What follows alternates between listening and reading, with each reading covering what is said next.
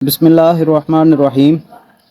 بے شک اللہ رب العزت اور اس کے فرشتے نبی اکرم صلی اللہ علیہ وسلم پر درود بھیجتے ہیں، اور اے ایمان والو تم بھی ان پر درود بھیجو اور سلامتی بھی بھیجو۔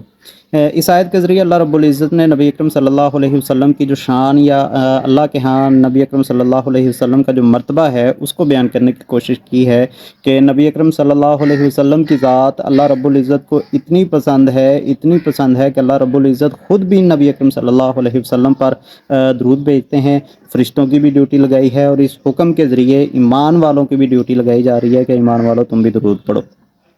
اس آیت کے بعد یہ ہم پر تقریباً فرض ہو چکا ہے، ہم فرض کر لیں اپنے اوپر کہ یہ حکم ہے اللہ رب العزت کا کہ نبی اکرم صلی اللہ علیہ وسلم پر درود بھیجیں اور کثرت سے بھیجیں، سلامتی بھیجیں۔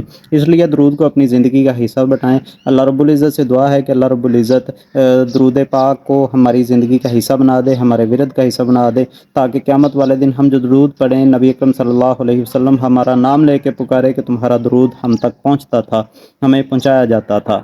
اگر درود پاک کی فضیلت کی بات کی جائے اس سے ہٹ کے، تو اس کی بہت زیادہ فضیلت ہے۔ کہیں پہ ہمیں ذکر ملتا ہے کہ جس نے ایک دفعہ درود پڑھا اس کے 10 درجات بلند ہوئے، اس کو 10 نیکیاں ملی، اس کے 10 گناہ معاف ہوئے۔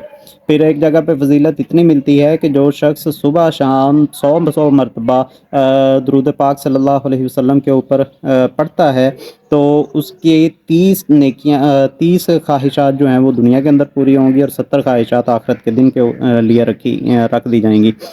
اللہ رب العزت ہمیں نبی اکرم صلی اللہ علیہ وسلم سے محبت کرنے والا بنا دے، ان کے اوپر درود پڑھنے والا بنا دے، اور ان کے لیے سلامتی بھیجنے والا بنا دے۔